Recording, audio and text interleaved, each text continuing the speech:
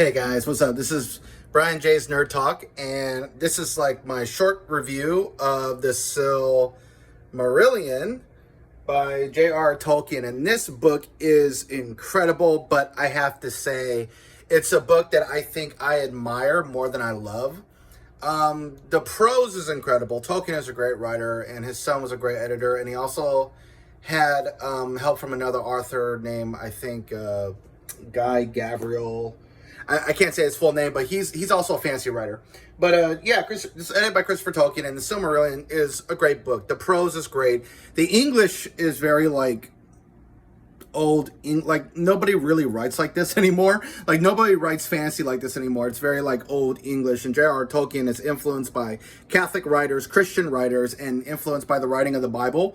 And reading this reminds me of when I used to be a Christian for a couple of years, and I used to read and study the Bible every day.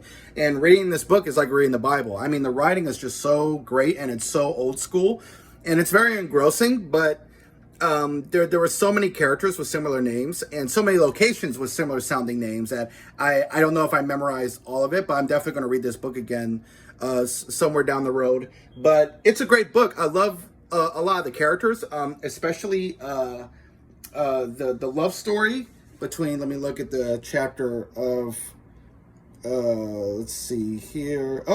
Beren and Luthien. I love them. Beren and Luthien were my favorite characters, and they were such a great couple, such a wonderful romantic relationship. And Luthien is a woman.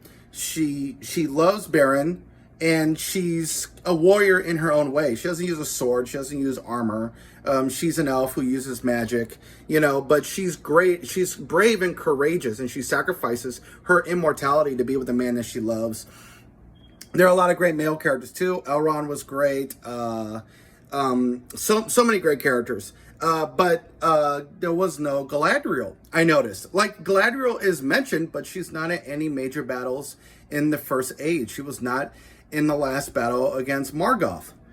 She was not in the last final battle. So why is she in the final battle against Morgoth? Or why is she on the battlefield putting on a pile of helmets and skulls on top of each other, which is in the trailer for Rings of Power that premiered like a month ago? I mean, it's just really stupid. Like, they made Galadriel the main protagonist in Rings of Power, and she's using an armor and a sword, and she's not acting like the way Galadriel is written in the Silmarillion by J.R.R. Tolkien. She's acting like Xena, and mostly acting like a man. Like, she's acting like she's Maximus from Gladiator.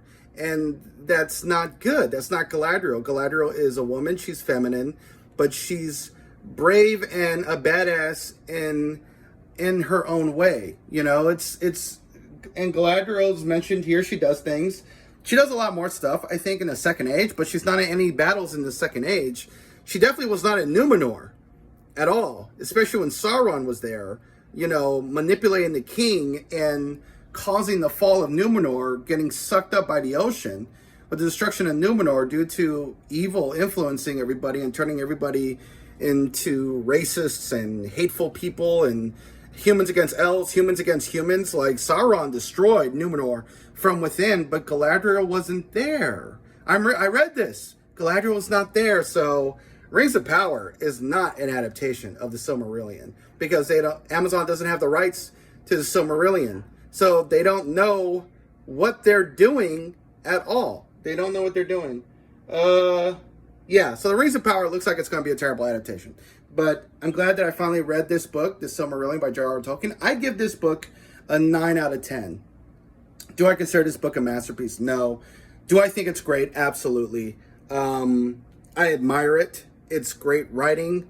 But there are very few characters that I could connect with emotionally, that I could root for, and but overall it's great. And of course, they read The Third Age, which I know about The Third Age because I've seen the Peter Jackson movies, which I love.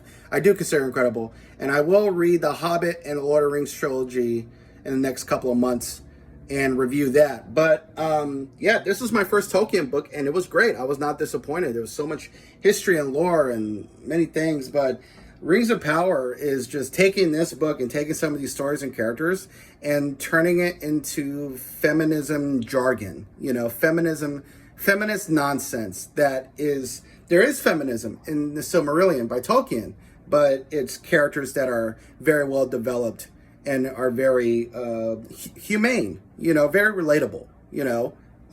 So yeah, that's my review of the Silmarillion. I give it a 9 out of 10. And now I am more prepared for the Rings of Power.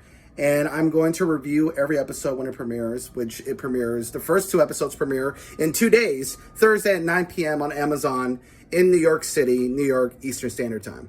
So this is Brian J's Nerd Talk, and I'll talk to y'all later.